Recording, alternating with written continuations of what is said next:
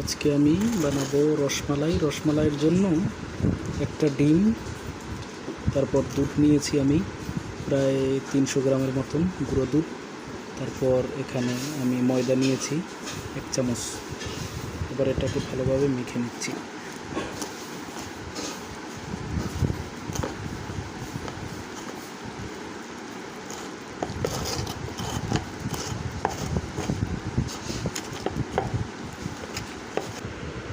মিষ্টিগুলো বানাবো এখন।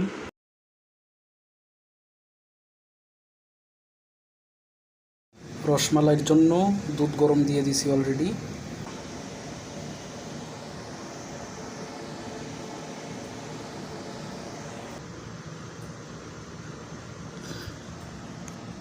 দেখেন কত সুন্দর মাশাআল্লাহ হয়েছে।